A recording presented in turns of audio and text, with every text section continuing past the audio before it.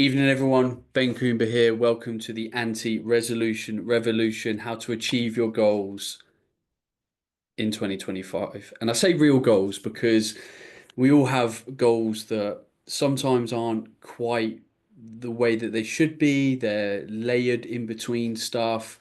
And part of this campaign we wanted to put together for January is actually trying to really get real with our goals because so many people have had the same goals for so long and something's not working, something's not clicking, something's not right. I mean, how many people have started the beginning of 2025 with potentially the same goals that they had last year? Maybe they just look a little bit different, and we don't want that. Now, this presentation tonight is not going to be specific about particular goals. I'm not going to talk about like weight loss, for example. I'm going to let you define your goals, and I'm going to paint a picture around it of how you can build all the right things within those goals. And it is going to focus around health, fitness, living an incredibly awesome life. And by keeping it broad and you being able to navigate the information that I tell you to kind of package up your goals, you're going to be able to get as much out of it as humanly possible. So, if anyone's here that is unsure of who I am, my name is Ben Coomber. I'm a high performance coach, nutritionist. I've won multiple awards for my nutrition knowledge coaching stuff. I used to be a personal trainer way back in the day. I'm the founder and CEO of Awesome Supplements. I've got a best-selling book called How to Live an Awesome Life, which is on the wall there. And I've taught thousands of people with their health, their lifestyle, their fitness, and I absolutely live and breathe this stuff. I absolutely love it. So you're going to get an educated man here tonight, but a very passionate man about delivering this information to make you live a more awesome life. It really is as simple as that. Now, the energy that I want to bring to you tonight is that 2025 is your year. There's literally no reason why not. And do you know what? It's going to be full of bumpy bits. And that's part of the kind of theme design wise that you can see on my slide tonight. You can see these lines and these flow. And what we want to do in life is very much flow. Like challenges come at us, and our job is to try and flow around them, not get hit by them and get blindsided by them. We want to have the resilience and the capacity and the awareness and the humility to be able to look at every challenge and kind of take it on. There's a slide later on where I say this journey can be simple. It's not always easy, but it can be simple. And the reality is most of the goals that we have are simple to achieve. We quite often complicate it with the things that we put in our own way, or that we haven't built the environment around us that will empower and facilitate your goal. So I want you to know right now that whatever your goals are, I believe in you. I believe that you can achieve them, and I want you to genuinely believe that you can achieve them. And there'll be some doubt in places because of maybe a knowledge gap, skill gap, confidence gap, whatever. But we're going to try and fill that tonight or set you on the journey to filling it tonight. And I do genuinely want to believe you to believe that 2025 is a year that you can do incredible things. I believe that for myself. I've been doing this for 20 years now, like goal setting at the beginning of the year. I remember when I lost 5.5 stone when I was 18, and that just set me on this journey of setting goals, achieving goals, being passionate about my goals, and just having this constant cycle of like, what do I want to do with my life? How do I want to turn up? And 20 years in, I'm still like, and I'm still excited as ever. I'm still so excited to start my year and think, right, this is what I want to do. This is what I want to achieve. This is how I want to live. This is the energy that I want to bring to my life, to my family, to my clients, our customers, like everything. And it's so exciting when you have that passion for life in and of itself. It's exciting. Every year is exciting, even though it's going to have challenges, even though it's going to have setbacks. And even if you do have a really tough year, it's going to shape you. It's going to shape you to be better so that you just constantly level up. And that's what we're doing in life. We're constantly leveling up. So, a couple of rules for this 2025 if we want it to be different. If it's not as different as if previous years have not as been as different as we wanted them to be, let's anchor ourselves. So, I think it's really important to block out the noise. Sometimes we can get caught up in what other people are doing, social media. You have to know how to protect yourself from the noise because we live in the noisiest time in history, but we have the power to block it out. Do not think you do not have power. You do have power. Okay. And whatever that looks like, whether it's friends and family, whether it's Instagram and you always opening it every time you open your phone, you have the power to block out the noise. And you need to know when you invite commentary in, but you also need to know when you need to block out the noise so you can stay focused and believe. Make your goals as easy to achieve as possible. Some people make them hard. Sometimes it's because of what we believe has to happen. For example, people might think, oh, to lose weight, I need to go to the gym 4 days a week. Actually, you don't need to go to the gym at all because it's an energy equation, losing weight. Now, that might be a simple kind of example, but it just illustrates the point that actually loads of goals can be easy, but the story we tell ourselves of how to achieve it can make it way more difficult than it needs to be. So, if you're struggling to see a goal as easy, get clarity. Find someone else that's achieved the goal and ask them about it. How did you achieve the goal? Tell me how I could do it in as easily and efficient way as possible because success leaves clues. Number three, find other awesome humans. For example, if you don't know how to achieve a goal and no one in your environment, friends, family, acquaintances, work colleagues, has achieved that goal, it's going to be very hard for you to have the vision to achieve that goal. Go find other people that have done it. Go join a club. Go make a new friend. Go find an online community. Just make yourself know it and believe it. And this is why I think some gyms can be very empowering because you walk in the gym and you're like, oh my God, like everyone in this gym is absolutely crushing it. Reality is, if I trained in this gym for 4 to 6 months, I'd probably be crushing it as well. Cool, I'm going to join this gym. So find other awesome humans. Put yourself in an environment where it's almost impossible to fail. Number four, at every step of the way, honor yourself and your goals. You're a deserving, valued human being. Never devalue your goals. Yes, they might have to work alongside other people and their goals, for example, your partner or your siblings or whatever, but you always honor your goals. You can win as well as other people can win. Never back down from your goals and what you want in life. So, all of this can be simple, but we have to let it be. Honestly, in my experience as a coach, it's usually us that gets in the way of things being simple. Again, it doesn't mean everything's going to be easy, but it can be simple. Earning more money can be very simple. Losing weight can be very simple. Building muscle can be very simple. Getting a promotion at work can be very simple. Not always easy. There's challenges, there's rough times, there's turbulence, but the journey can be simple. So make sure you're not the person in the way. Or if you do have some maybe behaviors that are non-ideal, clear the way. Put things in the path that almost guarantees that you're going to succeed. Now, within this, when we're absorbing information, we need to know how to spot the BS. And I want you to be aware of this because it's very important. One of the ways to spot BS out there on the internet is bold claims. If it almost like that sounds too good to be true, then like straight away be super skeptical. I think it's good to be an optimistic skeptical.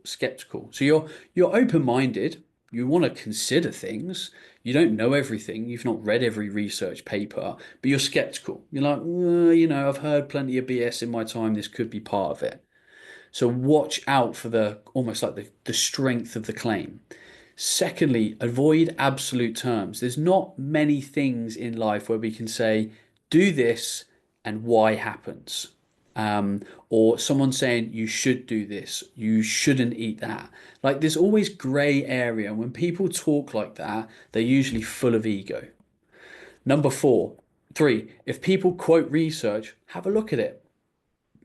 The problem with the internet is you have authority bias. That means you see someone that feels like they're in a position of authority. They're on the internet, they're sounding clever, they're moving their arms, they're doing things. They might have pulled up a screenshot of a study, and you're like, oh, wow, this person knows what they're talking about. But do they?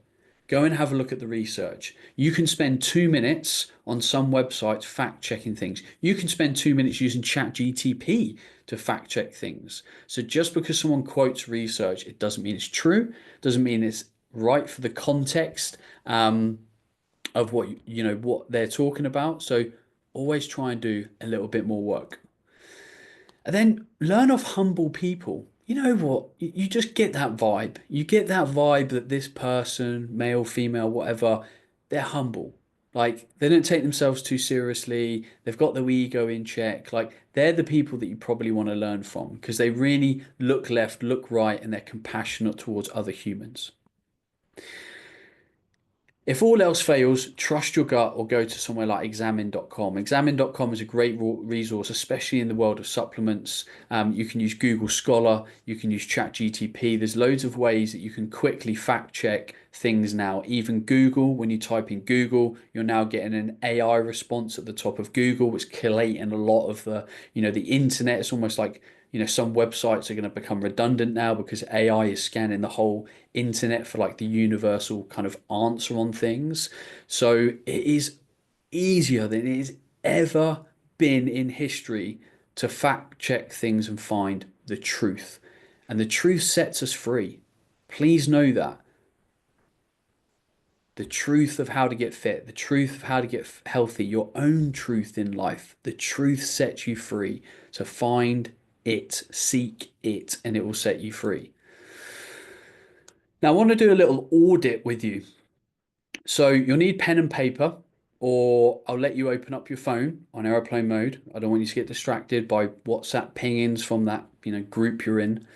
We're going to do a little audit to do a benchmark. And then what you can do is you can revisit this in 2 or 3 months' time and do an audit. And all it might do is start to point where you might start. Because you might go through this webinar and you might think, oh, there's like 7 or 8 things that Ben said tonight that I really want to implement. I think it can have an impact in my life. Now, doing this audit could show you where to direct your energy so you didn't have to change 7 to 8 things at once, because changing 7 to 8 things might be quite overwhelming. Might feel like quite a lot. So, for example, if we do the audit, the awesome audit, and your sleep is the worst out of all of it, we could probably say that focus all your attention on sleep, and the chances are it's going to have the biggest impact on your overall awesome score. Now, there's a way more detailed version of this in my book, How to Live an Awesome Life. If any of you have read it, you'll know where this kind of theme comes from. If you've not read my book, I highly recommend it. I recommend reading it over Audible. If you do get it on Audible, read it as well because there's lots of exercises in the book. I find the most powerful books force you to sit down and do some form of work, whether it's reflection, writing out an action plan, because writing down is a powerful process. It gets you to solidify your thoughts, feelings, and goals. Really important. So that's on Amazon. If you want it, it's under a tenner. It's called How to Live an Awesome Life. It's a best-selling book. It's helped thousands of people transform their life on many levels. I go into depth in nutrition on it, fitness on it, mindset, lifestyle design, all sorts of stuff. So, the awesome audit, pen and paper. I want you to give yourself a score out of 10 for the quality of your sleep. How just good do you think your sleep is? How fast do you fall asleep, the quality of it, how energized you feel the next day. 10 being outstanding, I sleep well, I feel great, like boom time. Write down a score out of 10. Then number two, how good's your nutrition? How well do you think you eat? How well does your nutrition fuel your weight? How well does it fuel your pursuits? Like just broadly speaking, how good do you think your nutrition is? Give yourself a score out of 10. Number three, fitness. How happy are you with your fitness? I'm not going to say that like 10 out of 10 is you going to the gym 3 times a week, going for a run and doing X, like me saying you have to do this. But for your goals, for subjective or objective measures of fitness, so Do you feel you've got decent cardiovascular health? Do you think you've got decent strength for your age? Where do you think your fitness is? Because I don't want to dictate to you what a fitness 10 out of 10 should look like, but there are things that we know about that we probably should focus on. Like you should be walking 10 to 15,000 steps a day. We should be able to kind of run a 5K without kind of, falling over sort of thing. We should be able to confidently carry some heavy things and not worry about it. So give yourself a fitness score. Number four, how's your mindset? How positive are you? How resilient do you feel? Like, just score your mindset. I think you know what I mean. And number five, how happy are you with your lifestyle, your balance? So, outside of kind of work, how happy are you with the things that are in your life, the time that you can give to your life, the things that you kind of get reward from? Just give yourself a score that indicates the balance that you have. And of course, that's very personal. So I have no way of dictating any kind of, metric of success. It's completely individual to you. Now add it up and you've got a score out of 50. And this is just a really simple way for us to say, hey, let's just look at where we're at. Let's just look at where we're at. So keep that score. That score's for you. I don't need to know it. It's completely for you. Now write down what you know you need to change before even watching this webinar. To achieve those goals, and we'll just take 1 minute, what do you feel you need to change? What are the things for fitness, sleep, nutrition, life, mindset? Write it down, take 1 minute.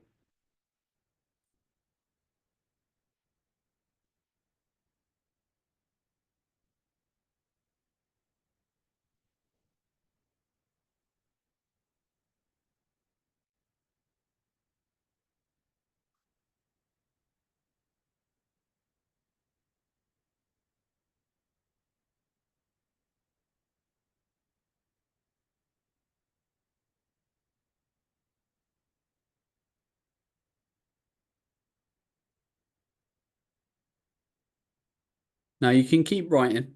I've probably given you enough time of silence for you to have that idea in your head so you can keep writing. And you might have already written this stuff out, which is fine because repetition is beautiful. There's nothing wrong with repeating your goals, what you want to change. It's all good. Don't think you're wasting your time. If anything, repetition is something that we should be doing.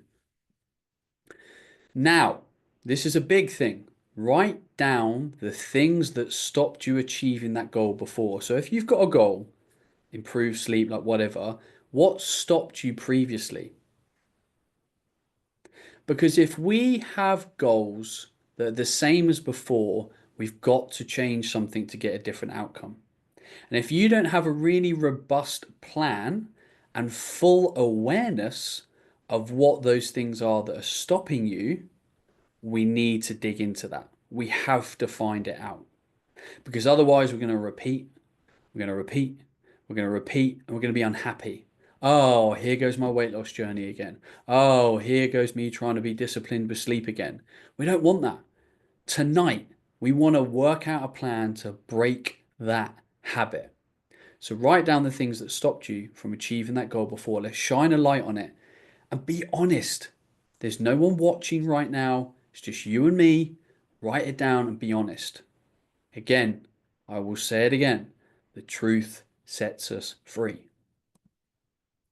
Now, we've done a little bit of planning, we've done a little bit of thinking. Hopefully you're feeling, some juices for your goals. We're now going to get in to the pillars that are going to hold all of this stuff together. So when I look at optimal human performance, I see the body as this pyramid of three key areas. You could argue that there's potentially others, but I think they all fit into this broadly speaking. The first thing is our physiological health. How are we, the human, performing physiologically, biologically? Then we've got the brain. How are we psychologically? Our mindset, how positive we are. And thirdly, purposefulness. So the things that we do in life, do we draw enjoyment from them? Because we are beings that want to be purposeful. if we don't do a job that's purposeful, we get unhappy, we get frustrated, we don't feel we are adding to the world, we don't feel we're doing good things. So, if we can get these three things right, you have a very strong human, you. But tonight we're going to focus on the physiology because physiology, for the most part, in my experience, drives psychology, and sets the stage for positive psychology. Because when you feel tired, when you're not exercising, etc., etc., you don't feel great. You're mentally not as in a good place. So if we can get physiological optimization as much as possible, it's not always all achievable. If you're a parent on this with young kids, the sleep thing is always going to be a bit of an issue, and we accept that. We surrender to that, but we try and do what we can.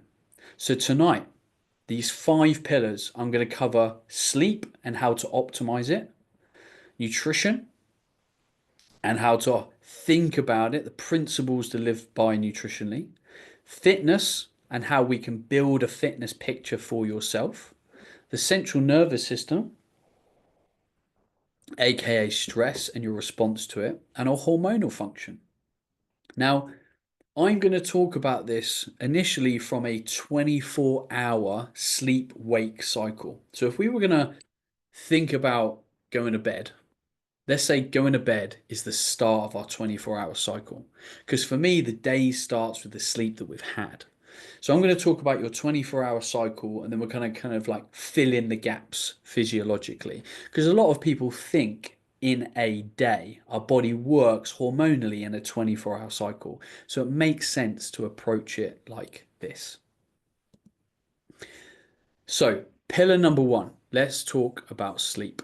Sleep, mega powerful. You already know this. I'm not going to teach you the virtues of a good night's sleep. What I am going to do is I'm going to try and give you as much information on how to optimize it, but I'm going to go back to almost lunchtime because for me, this is where sleep starts. And it starts because we have a stimulant period that we want stimulants to not be in our bloodstream. And I think it's a minimum of 6 hours. For me, I find it to be effective making that even longer with people. So I'm talking about caffeine. It's the most common stimulant. Other people do take other stimulants. But ideally, if you're going to bed at 10 o'clock, the very latest you want to be taking caffeine at 4. For me, I'm trying to get like all clients 2 p.m. or even before that. Again, experiment. If you're struggling to get to sleep at night or your sleep is a bit restless and stuff, try moving caffeine back and see its effect on sleep. So for me, this is where sleep starts. We're starting to set the stage for a good night's sleep at 2 p.m. in the afternoon. Then your next window is the 3 hour window. Food, alcohol, and exercise. Now, I would argue that actually, if you want a great night's sleep, have no alcohol. Its effect on sleep is profound.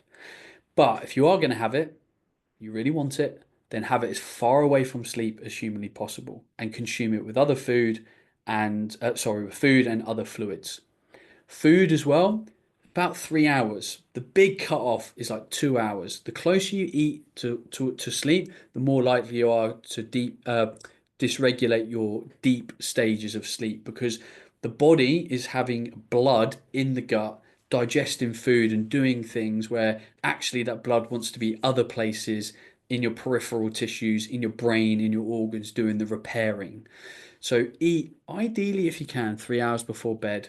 And if you do eat later, try eat lighter so your body can digest that food quicker so there's less activity in the stomach. And then exercise.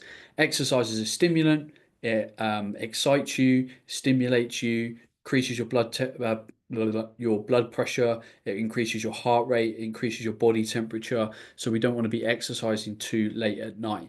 That's a problem for some people. Some people can calm themselves down quite quickly. And what I would do is if you do exercise in the evening and you do quite a high intensity work, I would actually put in to your physical training program. So let's say you did CrossFit at 6 o'clock at night.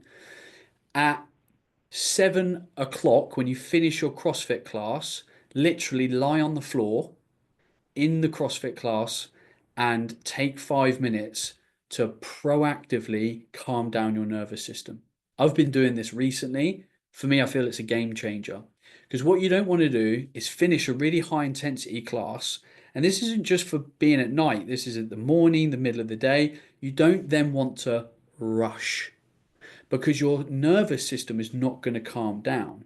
And whether you're going home to eat your dinner or whether you're going back to work to a meeting or whatever, you don't want to have a revving central nervous system. It's not going to be good for optimal cognitive function and performance. So, literally, lie down on the floor or sit down, find a calm space, and just for 5 minutes, literally I put my hand on my heart, but I just focus on the breath and I'm like, I'm calming it down. And what you want to do is you want to try and make a shortish inhale and a nice long exhale. And you're just calming down your nervous system. And that will help you, A, physiologically drive your central nervous system parasympathetic. B, it will start to set your mind to be like, oh, now let's calm down. It's just a message. Let's calm down.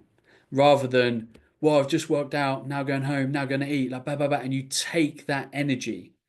So take 5 minutes to calm down. I promise you, you'll see a really cool effect. And honestly, I know I'm talking about at night time, but try it in the morning. Try it whenever you do an intense exercise session. You can even make it part of your stretching routine. So you could stretch and proactively try and calm your nervous system down. Please try it because I really think you'd see a benefit. An hour before, Ben, we want to be trying to calm our brain down. So, not too much stimulation, not too much intense conversation. We also want to be probably having our last drink, probably before the last hour, because we don't want to be risking waking up to go for a wee in the night. But we now just want our brains to just be shutting down, not checking our phone for work emails. That's like the worst thing that you can do. You don't want to do anything that sets your brain off on this like cascade of thought and thinking. And then, of course, there's your sleep environment. This is the stuff that most people know. Sleep in a cool, dark room, have comfy sheets, have a comfy bed, have a comfy pillow, make sure it's pitch black. I now wear nose strips on my nose to help with my nasal breathing. You might want to get your clothing right so you don't get too hot. If you're reading in bed for a while, you could consider blue, like blackout, blue light blocking glasses. Like, think about this environment that you're going into to prep your body for sleep. And then we want to properly brain power down. Now, excuse me, I've played with a lot of different techniques over the years. And my current um, brain power down technique is this. I lie in bed and I do 5 minutes of parasympathetic nervous system breathing. So I'm trying to breathe for about 6 times a minute, 3 seconds in, 7 seconds out. And that is helping driving the body to be parasympathetic. I'll do that for 5 minutes, and then I'll usually have another 5 minutes of just like contemplation, call it meditation. I'm quite often drawing on things I'm grateful for. I'm just trying to really make my whole body feel nice and calm and relaxed and grateful and loving. And then I'll read. I'll quite often read for 5, 10 minutes tops, usually because I'm falling asleep at that point, and that's my technique. I have used other more, we'll call it proactive or intensive brain based techniques because over the years, having ADHD and just being someone that's mind is on a lot and can be on, not anymore. I've changed that behavior in myself a lot very proactively. It's been a goal of mine. Um, I've used guided meditations, I've used journaling, I've used gratitude logs. Like, there's all sorts of things that you can do. Test things, find things that help you, but switch your brain off. That is so, so important. Switch it off. And I guarantee you, looking at your phone and doing stuff on your phone, unless you're like reading Kindle or something like that, is probably not going to be optimal. You might get there, but I wouldn't say it's optimal because it's too stimulatory. And then the last thing with sleep is the resettle method if you get woken up in the night. So let's say you wake up at 2:30 a.m. What is your technique to get back to sleep again? A lot of people, or I'll just speak for myself, would wake up in the night and it would set my brain off like, oh, this with work, oh, this with, a birthday that's coming off or whatever. And it's taken me quite a long time to learn how to let go of those things that my brain might attach itself to. But it's so, so important because you've got to get back to sleep, right? So sometimes I'll go for a quick wee, sometimes I'll grab a banana, like if I feel like I'm hungry in the middle of the night, and then I'll just like concentrate on the breath a little bit more. Again, parasympathetic breathing, like just calm down, and I'll just try and really let thoughts just come and go like clouds. I'm just observing thoughts and letting them go so that I can get back to sleep again. You'll find your own way with this, but don't just admit defeat. There's a lot of things I feel that people admit defeat with sleep. Oh, I'm just one of these people that's got a busy mind. Oh, I'm just one of these people that wakes up at 3 a.m. Like, oh, it's because it's happened for so long, you've basically kind of given up trying things. Don't give up. Do not give up. There's so many things that we can try now. There's so many techniques. There's so much science around sleep. Try and find an optimization because it's that important when it comes to sleep. Right, this is our first point to have questions. This is where I want to know where you think you're going to experience roadblocks. So if you feel that you where's my mouse has disappeared, so I've now got, oh my days. Sorry everyone. I've now got the chat box up, but I can't find my mouse cursor to turn it off again. So where's the Q&A bit? More. Oh, this is annoying. Q&A. There we go. Here's the Q&A box. Um, so Dan says, how does the 3 hour window for food and sleep affect children? To be honest, Dan, I don't actually know that answer. Um, I know on a practical level that it feels almost impossible to get my kids to eat enough food um, until like the last hour and a half of the day where they just turn into an absolute gannet. Um, and we try and try and try. We even give them a great dinner. We all sit down as a family, and then like they'll get down from the table, they're fidgety, and then they're eating again at 6 o'clock. And we don't have a solution for it. Like on a practical level, it just feels like they're not interested till they're tired. It's the last minute of the day, and they eat. Um, so I don't know. I don't know where that changes on like an age thing, but practically, like if you solved it, I haven't. Right. Someone says I have ADHD and take medication that will mean I am stimulated longer. Any advice?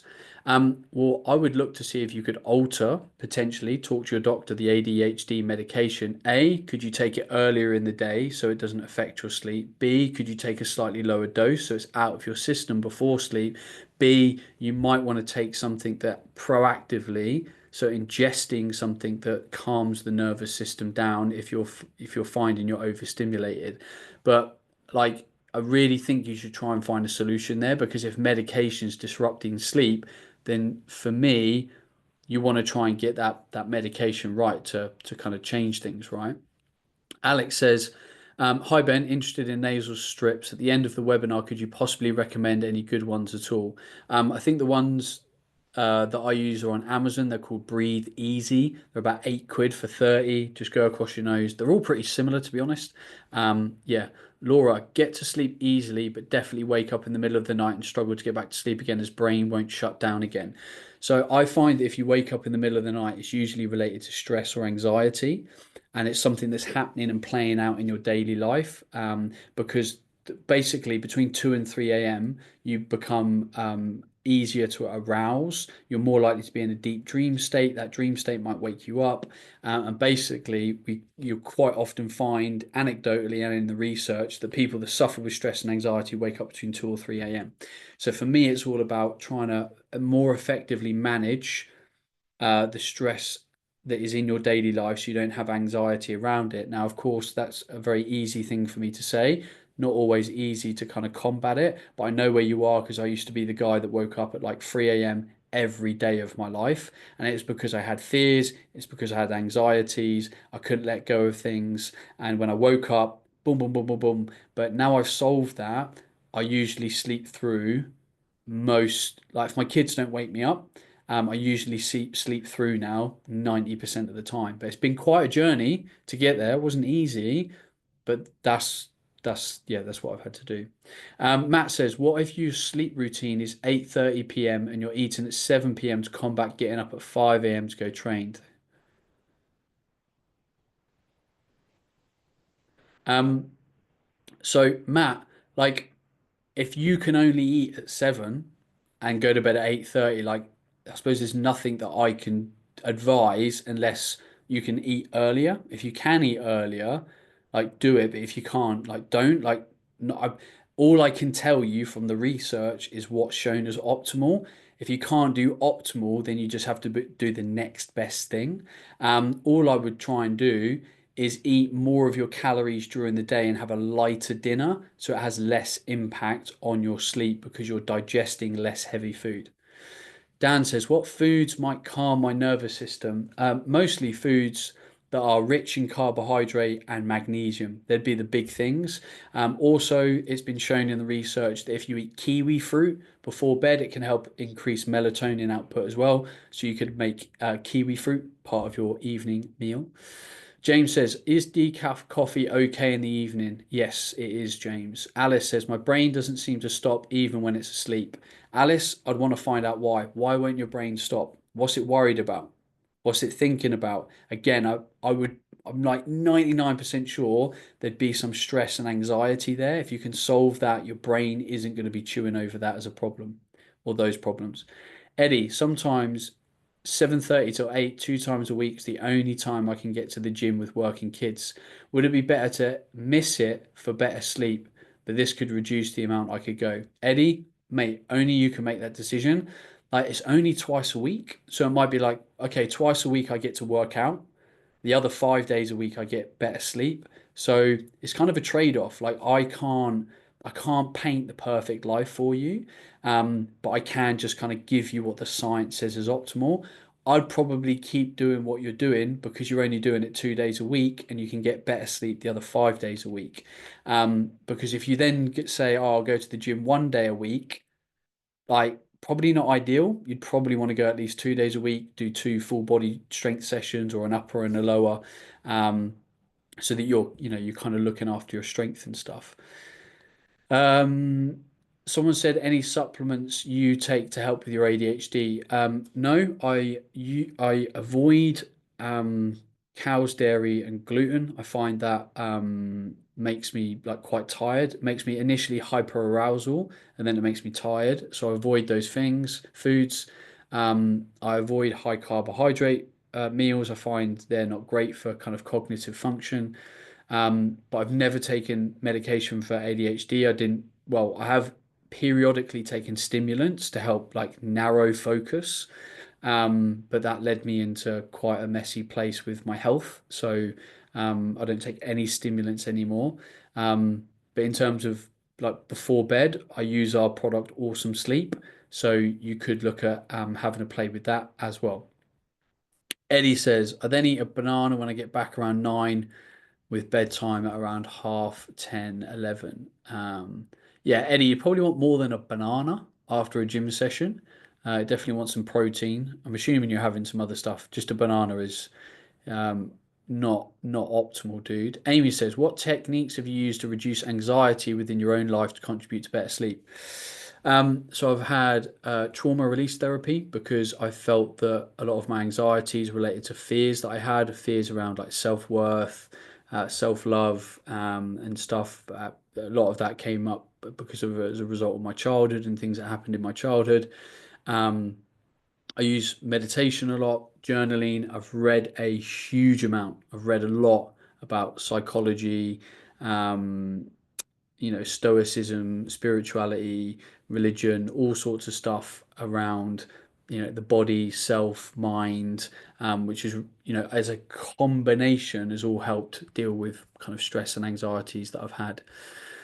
Jason says, I want to try your sleep product, but I've been told by someone that they tried ashwagandha and said it can be tricky as an adaptogen as they had some disturbing side effects. Do you have an opinion on this to convince me it's safe in your product? Jason, I'd want to know what the disturbing side effects are. I've never heard of that. With ashwagandha, some people can find it has a mild stimulatory effect. This is a very small percentage of people. But if you went to examine.com and went and looked at the ashwagandha page, I think you'd be filled with quite a lot of confidence around the research for ashwagandha and sleep and stress reduction. So I was reading it again this morning. Participants that took ashwagandha had a 40, I think it was a 44 to 70 something percent reduction in perceived stress and anxiety episodes. That's huge. Like that's good. That is good data. So yeah, go and have a look at examine.com and read up on it. Ben says, "Hey Ben, I struggle to find time for myself being a dad of twin girls, age 4. You're obviously a dad yourself. How do you make time for yourself?" Tough one. Don't have loads. The first thing is I am a business owner, so it does afford me the ability to say, like, I'm going to work X amount. And if you work, 9 to 5 with a commute, then, you're beholden to, that that kind of work schedule essentially. So time for myself, like outside of work, I try and play paddle once a week with friends. I try and get into the gym twice a week. I'll quite often get up before my kids. I like that. I like to go like read for 20 minutes, meditate for 10 minutes, have a protein hot chocolate by myself. Like, so I try and quite often get about 45 minutes before the rest of the house gets up in the morning.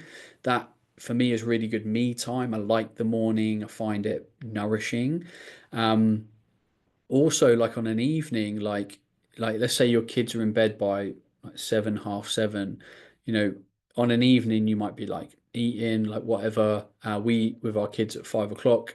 Um, Now and again, one evening a week, why don't you have an evening to yourself? So instead of watching the telly with your, partner, why don't you have an evening each where you do something for yourself? Like you're just on your own. You read a book, you go for a walk, you go to the sauna, you do whatever because you need that. Sometimes we don't just honor it, honor what you need and ask for it in your relationship.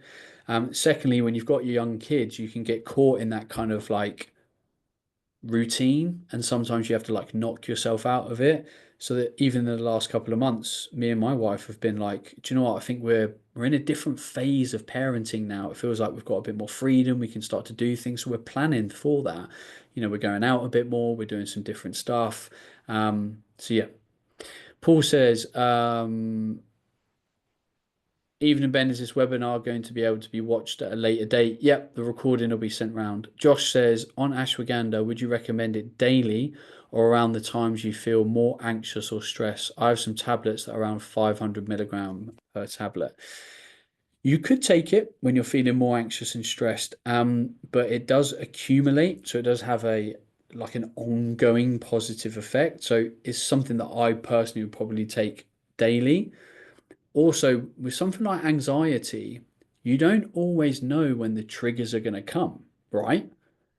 So, if you want to reduce the severity of the stress or the trigger, you want to be taking something that helps that daily rather than like, oh, now I'm in a bad place, now I'll take something. You want to avoid that happening because then you've just been disruptive to your life when you could potentially have been proactive and that disruption been like drastically minimized, if that makes sense. Right, I'm going to stop the questions there um, because I need to crack on. The issue is I can't get rid of this chat box because I can't see my cur- cursor. Right, let's. Sorry, bear with me, people. I'm having an absolute tech mare, not being able to see my mouse. Um, Let me just.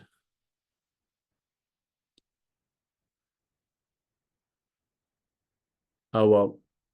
If you can't see it, can you see the Q&A box on the screen right now? Because if you I'll try and get it off. But if not, you can see it. Oh, that's really annoying. Oh, someone says yes, someone says no. You can minimize it. Ah, I've done it. Yeah. Right, moving on. I'll tell you what we're going to do is because of that issue, I'm going to go through the next four pillars and then we'll have questions at the end of the four pillars. So you don't have that same situation of me flapping around and doing that. Right.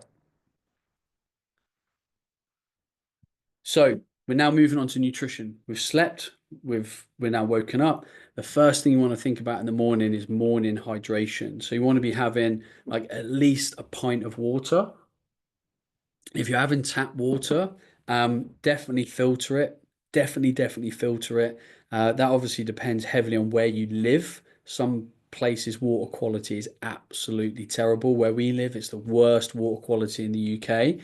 So that also plays a big factor. I can't speak for everywhere, but I would filter your water and then I'd mineralize it.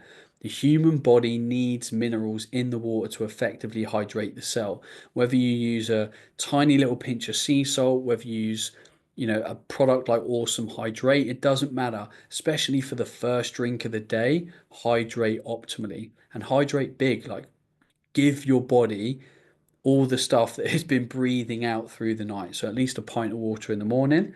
And then you might as well think about your daily hydration. So if you're going to work, fill up a big water bottle, make sure you've got what you need for the day planned so that you can stay optimally hydrated. Now, a big problem in the world of nutrition that I find with most people um, is they don't just focus on real food, but importantly, you need to kind of be a bit of a chef. And what I mean by that is I find that people struggle with nutrition when they can't cook very well. Cooking is a really important, powerful skill. If I said to you, right, I want you to eat better, what are you going to do? And you might be like, well, I know how to make a chicken salad. I know how to eat this. And you might have like eight healthy meals that you know how to cook, for example. And let's say you make your nutrition plan that you're going to follow these eight meals. What do you do when you get bored? When you get bored, most people then revert back to the foods that are not great for them, but they know how to cook. So now we just have a chefing problem. So on the journey of you eating well, you want to be trying new things. So, just take the humble chicken breast. How many ways do you know that you can make a chicken breast taste amazing? If it's two or three, you're going to struggle. But if it's 10, 12, 15, you're never going to get bored of eating healthily because you've got so many different ways to cook interesting different foods, whether it's breakfast, lunches, dinners, snacks. So, like we try and cook a new meal at least once a fortnight. And with kids, that can, sometimes be tricky because, and also mental bandwidth. But like if I didn't have kids, before kids, we used to always have one night a week. We cook a new thing and we'd swap who would cook it. Such a great way to try new food. And it's exciting, it's enjoyable. Like everyone enjoys new, lovely, nourishing, tasty food. And most people are happy to eat healthily when it tastes good. So remember this, Jerf. Just eat real food. If you watch the Netflix series How to Live to Your 100, basically all the people in that docu-series were eating real food. So eat real food and then learn how to be a good chef with it. Now, when you're eating your Jerf, your real food, try and balance it.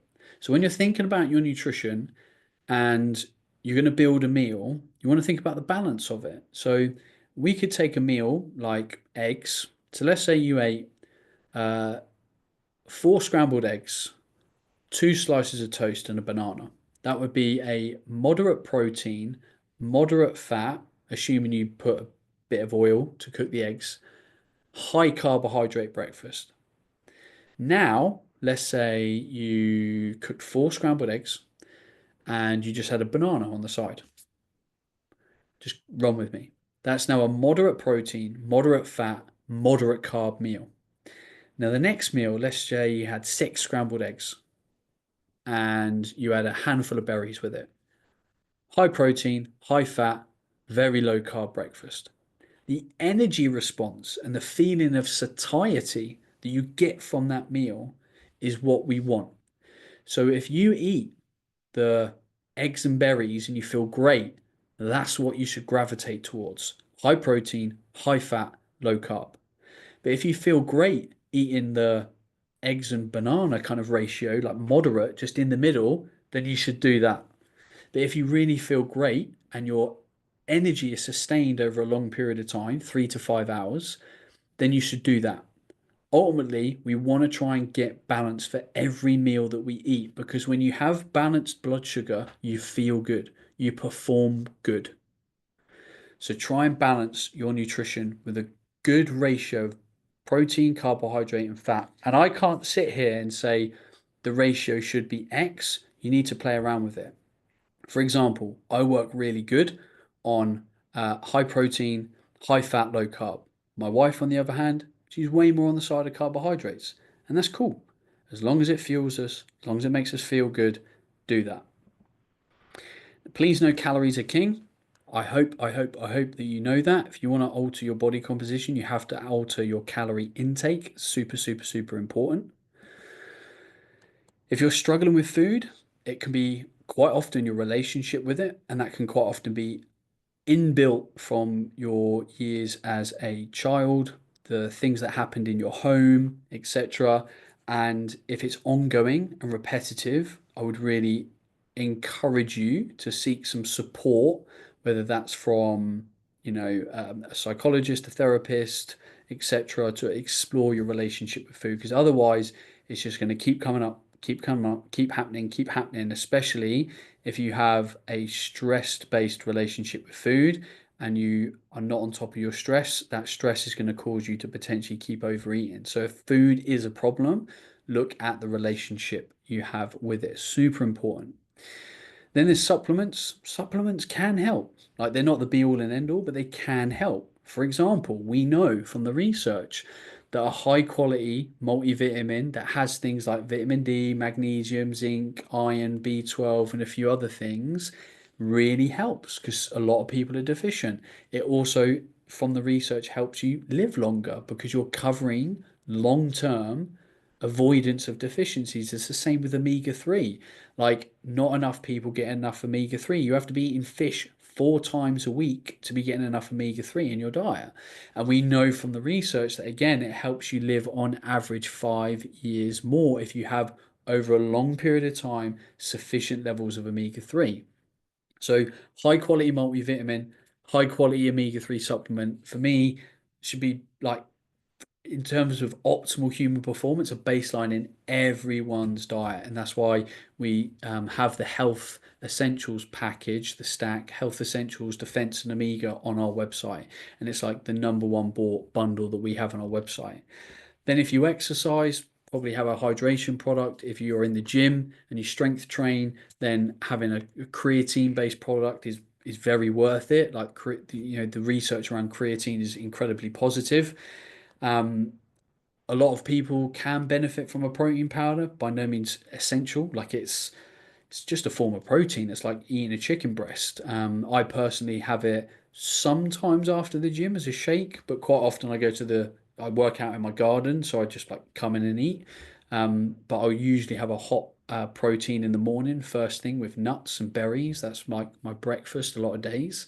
And then, for example, we have a sleep supplement, incredibly, incredibly powerful to help improve REM and deep sleep and staying asleep.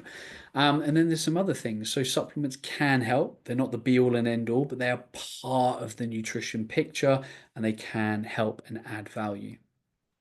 And then with all of this stuff, get organized. It's hard to fail when you're organized. Organize your food shop, organize your daily eating, organize your, calorie intake, like whatever your goals are, especially when it comes to your health and your body, nutrition is going to play a role. And if you get organized, it's very hard to fail. Roadblocks. We're going to leave this to the end because of my mouse problem. So I'm going to move straight on to pillar number 3, which is fitness. So we've talked about sleep, nutrition, fitness. So fitness, move a lot. First and foremost, try and move a lot. Like 10,000 steps a day, 12,000. Like you always, in my opinion, feel the benefit if you can walk a lot. If you have a office job and you sit down a lot, can you take, calls on the phone, walking and talking? Can you do walk-in meetings? Like I find there are more ways sometimes than people kind of think of to be more active. And sometimes just doing a tiny bit is impactful. You might not think going for a 5 minute walk is worth it, but it is. It's 5 minutes of walking, it's 5 minutes of fresh air, it's 5 minutes of not staring at a screen. Like, even 5 minutes can pay dividends because if you do that 8 times a day, that's 40 minutes of walking. That's quite a lot. That's probably about 7,000 steps. Solve your pain. Pain is a big hindrance. If you've got back pain, hip pain, sacral pain, whatever, solve it. Do not let pain hold you back, whether it's bone, joint, muscle, tendon, ligament, solve it. Value strength and muscle. If you look at the longevity research, your muscle mass and your strength is the biggest predictor of essentially your health going into old age. So please be doing resistance training. Ideally, about twice a week. If you can do more or your goals would kind of require you to do more, then do that. But I'd say doing strength training twice a week is a really good target to aim for. It's what I do now. And see muscle as a valuable thing. Muscle is beautiful. It's highly metabolically active. It supports your joints. Like, muscle is not a bad thing in any way. It's bloody amazing. Keep it flexible. So whatever routine you have, I think it's important to keep it flexible if you're, especially if you're like, you've got kids and stuff. Like, you don't want to cause yourself anxiety because you can't train a certain way on a Monday. Like when I was in my 20s, I could do X on Monday, Y on Tuesday, Z on Wednesday because not a lot changed in my life. I had a lot of control, but when you've got kids and work and all the rest of it, you want to keep it quite flexible. So if you're like, look, if I get in two strength training sessions a week, walk 10,000 steps a day, and could go for a run once a week, I'll be a happy person. And if it happens on a Monday or a Wednesday or a Friday or a Sunday or whatever, then it's cool. So keep it flexible, flow with life. Don't resist it, surrender with life. Make it rewarding. Because if you don't, you won't get a lot out of it. I love going to the gym. A lot of people don't, but I love going to gym because the reward is that I have a high level of muscle mass. I have an athletic frame, and I like that. It also boosts my mental health. I like being strong. I like the feeling of pushing myself. So the rewards can come in many different ways, but just make sure it's rewarding. If you can combine fitness with nature, do it. The research around being in nature, like I don't need to explain to you the power of nature. It's one of my goals this year to get in nature as much as humanly possible. So I'm walking even more and trying to do more on my phone with work and calls just so I can get out in nature more and walk because I just love it. And it's just so good for you. Now and again, sweat and graft. I do think our training here and there should push us. So even if it's once a week, hit the red line. Like you don't want to be sweating and grafting, in my opinion, 3, 4, 5 times a week. Find it really hard to recover from. You're going to probably struggle with your energy, struggle with your cognitive function, but once or twice a week is a-okay. And an athlete would do this. Like if you looked at a professional athlete's training program, they're not smashing their body 5 days a week. They're doing easy, they're doing hard, then they're kind of doing flexibility, baseline, then they go in like competition, kind of pushing, because the body can't sustain optimal recovery when you're pushing it all the time. But on the flip side of that is you want to be pushing your body now and again because that's where the real progress is going to come. That's where your body, metabolically goes, okay, cool, let's adapt to this. And with everything, don't overdo it. Fitness is something that you can overdo on. We all have a recovery ability. A parent with young kids has a very low recovery ability because their sleep is not optimal. Their time is non-optimal. Their stress can be higher. But a 20-year-old with just, a normal job, no kids, etc., like they can train more. A, physically, genetically, time in their life they can, but B, like the other things in their life can allow them to recover more optimally. So just know where your level is and get it right, because otherwise you're going to push yourself over the edge a lot. So save those questions. You can put them in the Q&A box right now if you want, but I'm moving on to pillar number 4, which is the nervous system. We want to look after the nervous system. Oh boy, do I know what happens when you don't look after the nervous system. I'm living proof that if you don't, you will break and it can take a long time to recover. So to look after your nervous system, you have to be aware of your life busyness. So just how much is in your life. If you wake up in the morning at 6 a.m. and go to bed at 10 p.m. and your life is just full on all the time, your central nervous system is probably going to be taking quite a battering. It's probably going to be revving quite high. And if you go through cycles of like getting ill, feeling quite burnt out, like need a holiday, I'd say your central nervous system is just like all the time. Like instead of your rev counter just really nicely hovering at like 1500 RPM, you're just stuck at 4000 RPM because your life is just too busy. Now, only you can decide if you want that or not, but I would say long term, that is probably, I don't know this, but probably not going to play out well for your health because stress is the silent killer. And stress is ultimately a load issue. Work is stress. Dealing with your kids can be stress. Like just doing things adds stress to the body. So we have to be aware of total volume. And then there's a speed component. So one of the things that I found is that I used to do everything at 100 miles an hour. And what that meant is I was constantly revving up my central nervous system rather than just, you know, being calm with it. For example, I would do the washing up and I'm like, right, I'm like almost like rushing through the washing up as if it's like an Olympic sport. And then I'm like trying to load the dishwasher, fill up the water filter. I'm like doing all these things because I'm obsessed with productivity. And that again made my nervous system just rev 4000 RPM all the time rather than, just chilling, doing the washing up at 1300 RPM, just like, yeah, yeah, yeah.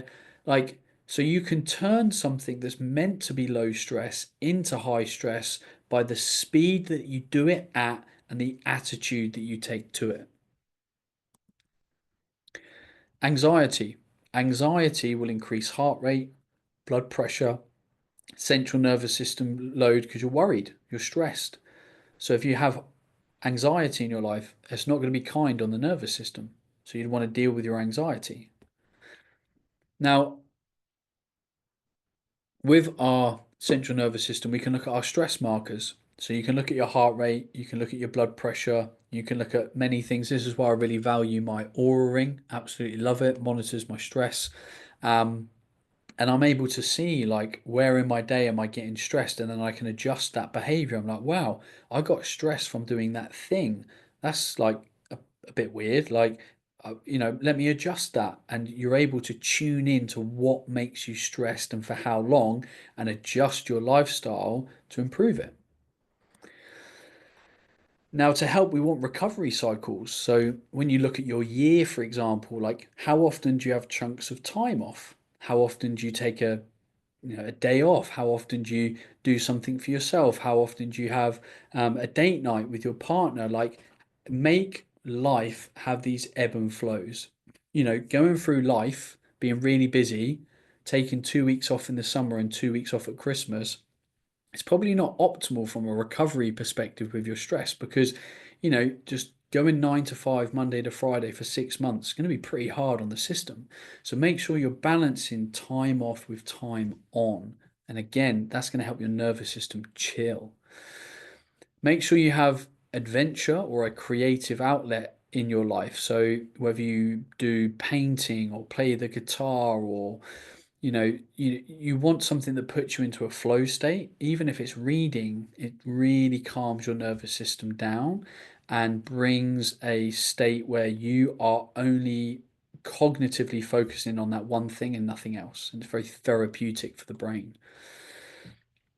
Now, with the central nervous system and, you know, it causing you stress, you want to have a stress toolbox. So in this stress toolbox, you might have talking to a friend. It might be going out for a walk. It might be having a cold shower. It might be going to the gym. It might be meditating. It might be journaling. You have this stress toolbox. And what you can do is say, I'm stressed because of this, or I have this feeling. Let me take this out of the toolbox. So, I call them reset methods. So if I'm feeling stressed or overwhelmed or anxious, I can say, okay, like, why is that? And what do I think would be the best tool to fix it? And unfortunately, the tool that all too many people use too much of the time is alcohol. Oh, I feel stressed. I'll have a drink, kind of, calms me down. But then it leads to other problems. Alcohol is a really bad stress reduction tool. So your reset methods might be like going to the gym, going for a run, meditating, having a cold shower, breath work, journaling, talking to someone, taking a long walk in nature.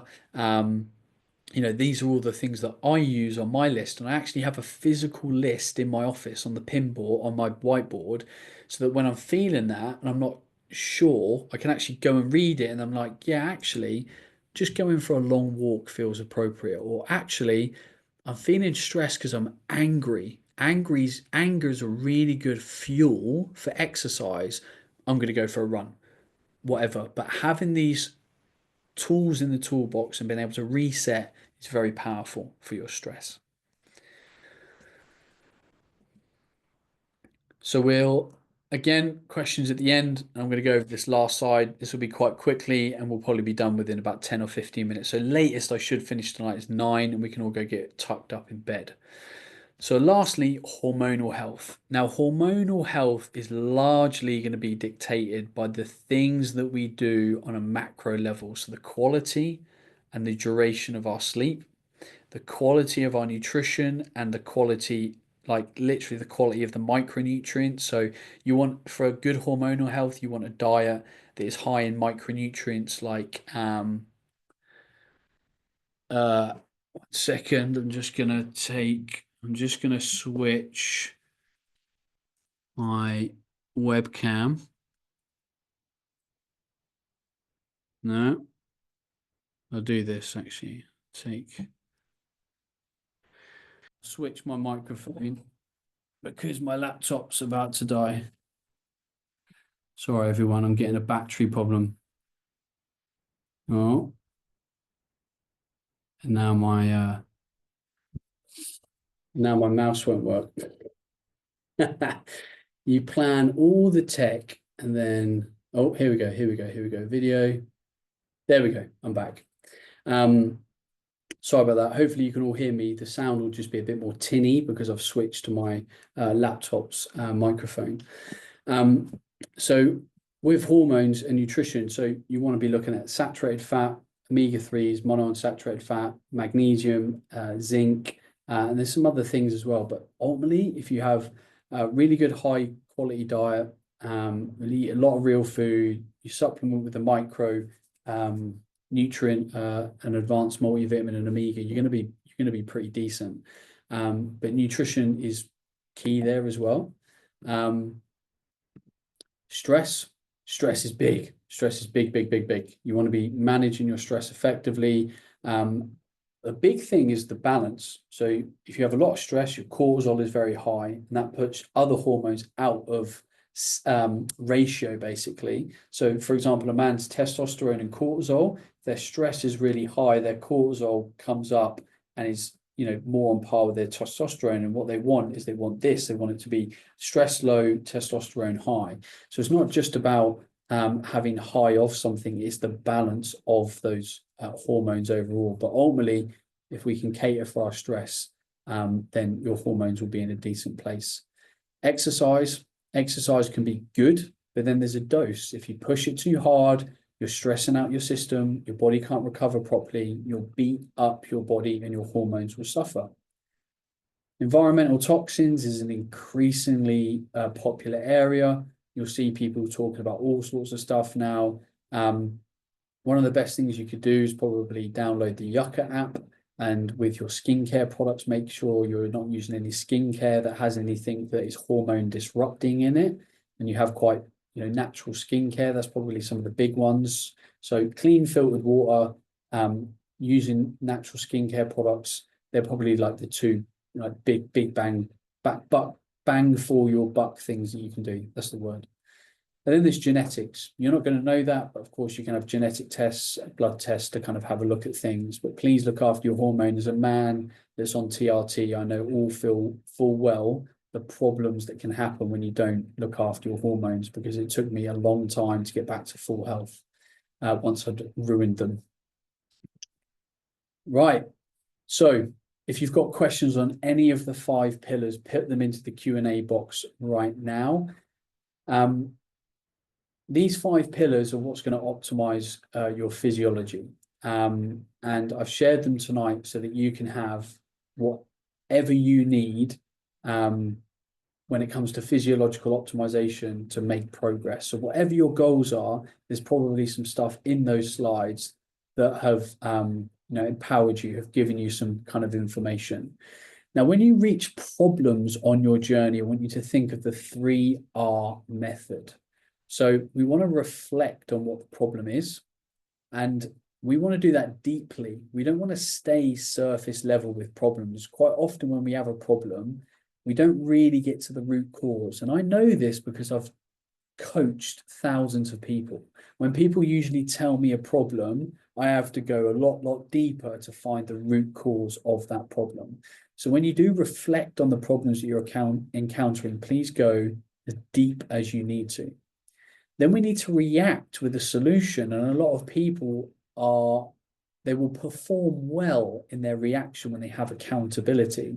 So you can create accountability, and there's probably ways that you already know where you get the best out of yourself from the type of accountability that you use.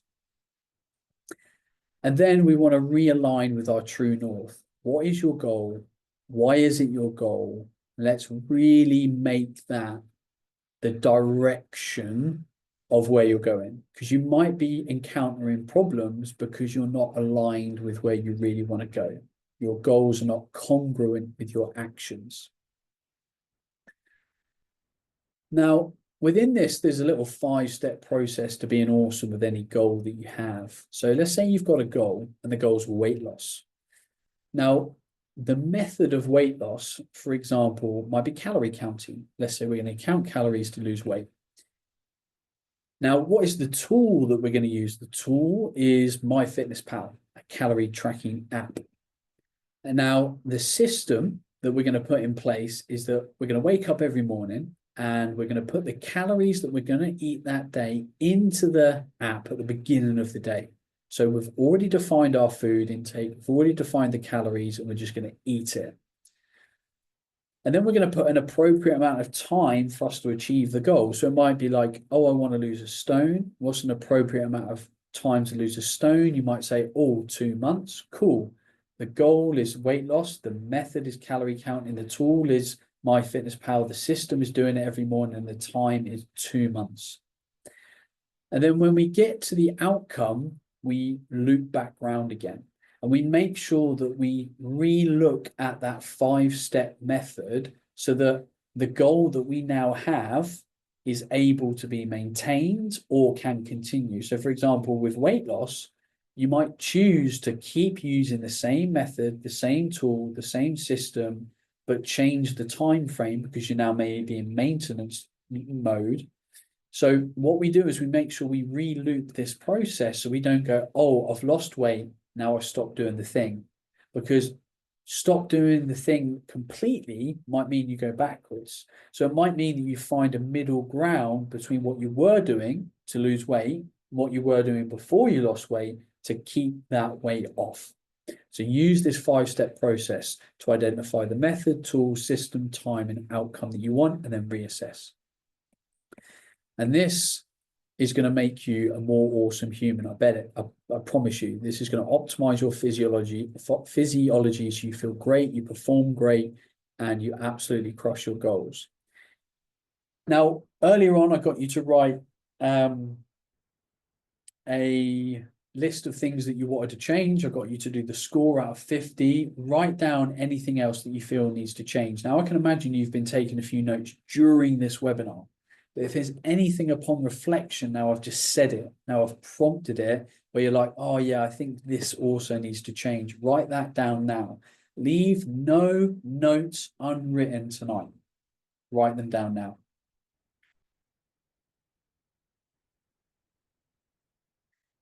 Now write down, importantly, I'm revisiting this question because it's that important. What's going to get in your way?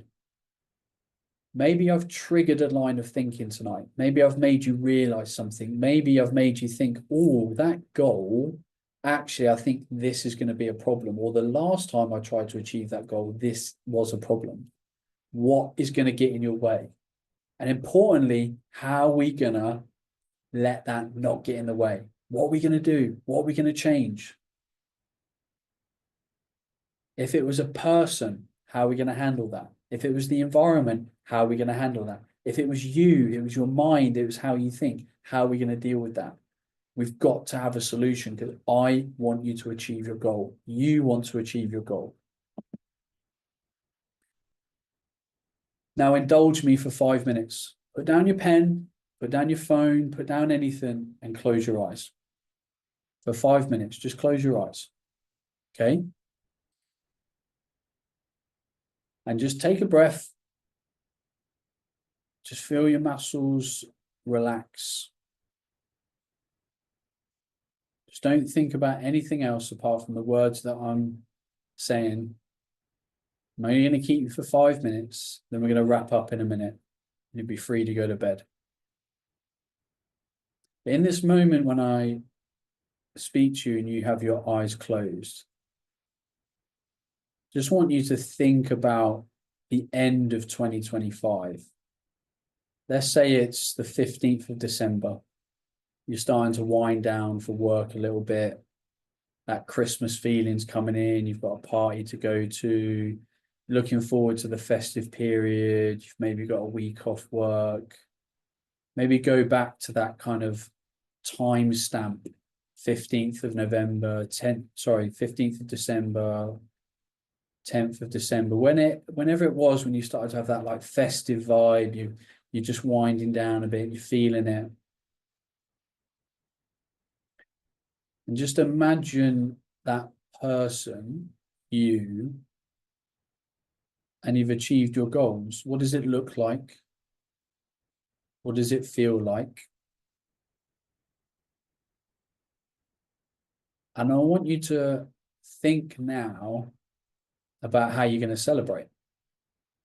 I think celebration's really important. I think it's really important to honor your effort in life because it reinforces the reward cycle. If you're just like, oh yeah, I lost some weight, or oh yeah, I got promotion this year, whatever. Really important to honor your effort, your character, your development of personality. You deserve it. But as you think about you in that moment and that feeling, just smile. And just think to yourself, I can do that. And you might not have every answer now, but you have to walk any road to find the answers. You might be walking a road that feels a little bit like, oh, could be quite challenging this year. But no, that's going to be the road that makes you grow the most. And people thrive when they put themselves in a position to grow. Now, you don't want to put yourself in a position where you get overwhelmed and you get stressed. So we have to pick our battles. We have to pick our cadence of life. We have to make things realistic and achievable, but we also just have to push a little bit. We have to stretch a little bit. And as you just think about yourself in that moment, celebrating yourself, smiling, and people that you love being around you, just know that I also believe in your ability to change and achieve whatever it is that you want to change. And I want you to know that in the future and now in this present moment, because the reality is that the future never comes, we only have the present. Right now is all we have. This moment is all we ever have. There are people around you that want to see you win. There's going to be new people come into your life that are going to help you on your journey to doing great things and being awesome. And I'm one of those people. If you ever want to reach out to me on social media and ask a question, get help on there. I'm there. You just got to ask. Okay? Open your eyes. See, these little moments, another reason I wanted to do that with you is these little moments can just be really powerful. Taking 5 minutes to yourself to just think, just feel, just visualize, bring a sense of calm, bring the energy that you want in your body into your life by going within. And I think that's the power of just a bit of silence, a bit of thought, a bit of presence, reset, get in the body. Understand your mind, understand your goals, and know that you are an incredibly awesome, powerful human that can do incredible things. Now, if you want, you can take a moment to write down anything else that's come up for you as a result of that 5 minutes of reflection. Maybe there's an emotion you want to write down, or just another layer to the goal. Whatever it is, you do that. Now, just a couple of things for me before we wrap up. Over the next couple of days, we're going to be releasing something called Find Your Fuel. We're very excited. It's a new personalization tool for people's supplement goals. So if you want to find your perfect supplement mix, what would be appropriate for your goals and what you want to achieve, you can use that. You can also reach out to me on social media. Honestly, I answer every single DM, quite often at length. Like, I'll often go on a dog walk and I'll spend 45 minutes on my Instagram doing voice messages to people that want help. Honestly, I'm there. Like, if you want help, I'm there. But this little tool, this quiz is coming out over the next couple of days. We're very excited about it. We've got a campaign called the 10 Days of Awesome. We're very excited about that as well. So please look out for those videos. We've put a lot of effort into curating that.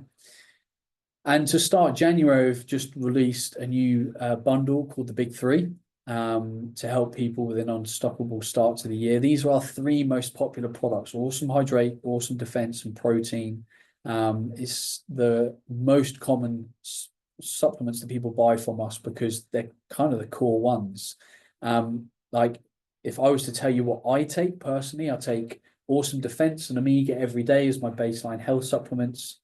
I take protein mostly as a hot chocolate in the morning. I use Hydrate when I train in the gym, so a couple of times a week. I then use Awesome Sleep at night before I go to bed, and I take creatine in my protein hot chocolate every morning, and that's my stack. 6 supplements. That's me. That's my goals. But the Big Three is there for you. Otherwise, I've been Ben Coomber. If you want to stay on and listen to me answer the questions, then I will do that. Let me stop sharing screen so you can see me, and I come full face again. And importantly, I can see my mouse, which I haven't been able to see for ages. So, oh my God, there are a lot of questions. I'm going to do what I can to answer them. Cool. Here we go. If you have to go, I completely get it, but I'm going to fire through as many questions as possible. Jason says, I've been using the Awesome Calorie Calculator, which is on our website, which I found to be a great tool. I've now moved from maintaining weight to losing weight and struggling to fit in adequate protein calories on less levels. Any tips? Also, how long do you recommend dieting for before taking a break or going around the bend? Jason, only you can decide how often you take a break. I usually do it like when you go on holiday, you do something different, like try and find a window in your calendar that like feels like you want to take a break, like a little, weekend away or whatever. And then to help with calories and protein content, you're basically going to have to concentrate on lean protein sources: chicken, tofu, eggs. You might make an omelette with like, two of the yolks in, two of the yolks out if you want to. I just always put the yolks in. I'd rather save calories elsewhere because yolks are amazing, but basically lean forms of protein. Right, Sarah says, since I started taking Awesome Defense multivitamins, I haven't been ill. I went almost a whole year last year without having a cold. I've really seen the difference with it. Pretty much have the whole range of supplements, and I do feel a lot better. Sarah, that's awesome. Thank you very much. I'm glad. Thank you. Finn says, I always find that after a meal, especially in the evening, I crave sugary food and can lead to snacking. Is there any way to combat this? Could my meal be unbalanced or not enough protein, fiber? Couple of things. You could have left it too late to eat, so your blood sugar level was really low. You've eaten and your blood sugar level hasn't come up again, and your body's still like, no, I want sugar. So then you crave sugary things. So it could be that you've left it too long. Could be that you've exercised, your blood sugar is feeling quite low, you've eaten, and again, it hasn't risen since the meal because the meal is still like digesting. Or you could just like have something like, I find that in the evening, like fruit's probably the best thing. I quite like frozen fruit. I find it almost has this almost like sorbet kind of effect. So sometimes I'll have a little bowl of like mixed berries, frozen pineapple, mango. You might eat like 60 or 70, calories, and you've had just like a really nice sweet thing, but it's been healthy. So you could do that, or clean your teeth. And I bet you that sweet craving disappears when you clean your teeth. Emma says, how do you combat the aches and pains caused by perimenopause? I strength train 3 times per week, but everything hurts, knees, back, and shoulders. Emma, I'd personally see if curcumin could help. Give it a month, see if it helps. If not, you might have to look at something else, but there's definitely increased fatigue and muscle soreness when you have change in hormones. I experienced that a lot when I had problems with my testosterone. Richard says, which version of the Aura do you have? I'm looking to get one. I have the 3. It's great, but the 4 is out now. If you can get the 4, I'd probably get the 4. It's more accurate. Mark says, regarding the central nervous system or recovery cycles, I'm okay at scheduling time off, but rarely actually switch work mode off, and always get stressed while I'm off, feeling that I'm leaving things to pile up. Any tips? Mark, firstly, you might not have been organized enough before you went off. Secondly, write a letter of intention. So I do this before I take time off. I write a letter to myself, and I'm basically like, I'm going to go off and I'm going to have an amazing week. This is what I'm going to do. This is why I'm going to do it. This is my intention. Work doesn't need me. I'll deal with the whatever when I get back. And what you're basically doing is you're drawing a mental line in the sand, and writing it is very powerful. You can't just think it. So I would do that. Make sure you're really organized in your life, and actually you have got your ducks in a row, and then write a letter to yourself. But also, when you're on holiday, like, make sure you're doing stuff that you love. Because like, if I went on holiday and I'm going on a hike in a beautiful location, I'm not thinking about work. I'm thinking about the beautiful thing that I'm doing. But if you go on holiday and sit on a sunbed and do nothing, you're probably going to think of work. So maybe think about the things that you're physically doing on holiday, and you actually physically switching your brain off. Liam says, what would you say are the best forms of meditation you have found, given the most benefit to your life? Where do you perform this? Best links to meditation, frequency, sounds? Liam, honestly, it doesn't matter. What I want you to do is I want you to go and try things. So I quite like different like frequencies. There's sound things on YouTube. There's loads of guided meditations. Just say to yourself, I'm going to try 10 different forms of meditation and see which one I like. You might resonate with a frequency, a sound, a voice, a cadence. Like, I just had to do the same. I kept asking people, I kept trying what they like. There's like 3 different things that I like now. And that's how I found out. Just try things, honestly, dude. Someone says, is this all in your book? There is a lot in my book. There's this in my book and way more. So for £10, I'll be honest, could change your life. How to Live an Awesome Life on Amazon.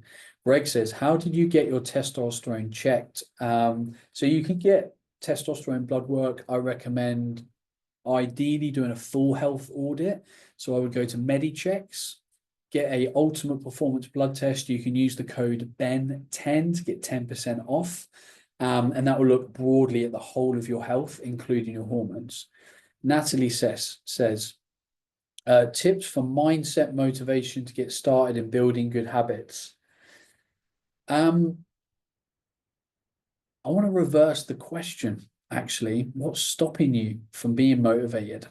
Like, what are you struggling to be motivated about? So what is the power of your why? What's the amount of friction? So have you made your goals simple to achieve? Because if it's not going to be simple to achieve, you're going to have to muster a lot of motivation to kind of do it. If you feel your mindset is struggling, I would read books around this. I would listen to podcasts around this. Like, I've struggled with my mental health in the past. And I was like, well, I'm just going to throw knowledge at it. And I've read like probably 40, 50, probably a good 50 to 60 books in different guises on mindset, psychology, religion, spirituality, concept of self, all sorts of stuff. So, like, if you're struggling here, go throw knowledge at it. Eric says, hi, Ben. Any tips on how to improve deep sleep? My deep sleep on average is 7 minutes. Oh my God. Yeah, Eric, that's bad. And I wake up on average 12 to 15 times a night. I have periodic limb movement disorder, which means I don't go to deep sleep, meaning I fall asleep during the day, every day. Any ideas how I can improve this? So, Eric, there's probably more broader health things that you can do here. I'm just guessing. So I would definitely be trying to do as many of the things that I've recommended in today's webinar to improve your health, whether it comes to sleep, nutrition, etc. I'd want to see you supplement probably with quite a lot of magnesium. I would honestly test increasing your magnesium literally like every other day, like 300 milligrams, 400 milligrams, 500 milligrams. When you start to get loose stool, back down slightly, because like restless muscles, restless leg syndrome, it sounds similar to what's going on. I don't know, I'm not a doctor, so check with your doctor. That might like really help. You could try something like awesome sleep, but I'm assuming there's quite a mindset component to this as well, quite a stress and anxiety component as well. So there's not going to be a single answer that I can give you, Eric, because the human body is complicated. But I would really want you to think about all the things that I've thought about tonight and starting to work on them to bring as much of your physiology into harmony as possible. Sophie says, is saying your goals out loud a good thing, e.g. to those around you? I sometimes like I live inside my head. Sophie, sharing your goals with people that you know will support you is one of the best things you could ever do. Sharing your goals with people that you know will be jealous or not support you is one of the worst things that you could ever do. So go find great people and go on the journey with them. Kristen says, is it okay to sip on hydrate throughout the day? Yes, you can. You can add awesome hydrate to tap water, and again, it will help enhance hydration. Richard said, thanks for tonight. I'm pleased to say that I'm at a 48 out of 50. Richard, crushing it. Well done. 2025 is going to be awesome. Alice says, why is filtering water important? Well, depending on where you live, there can be a lot of impurities in the water. They've shown traces of the morning after pill in your water, traces of heavy metals. There's chlorine in the water, especially where I live. I don't want to drink that.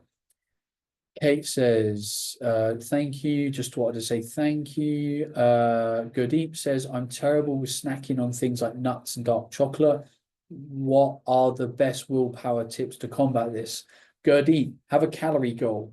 Because if you have a calorie goal and you're like, I can only eat 200 calories of chocolate and I'm going to stick to that because I don't want to put on weight, then that might be a motivator. Two, if you can't control yourself around foods, it might be best to not have them in the house until you improve that relationship, or you swap the type of snack so you can still have a lot of the snack, but there are a lot less calories. Nuts and dark chocolate, very high in calories. I know I'd love to say they didn't, but they do.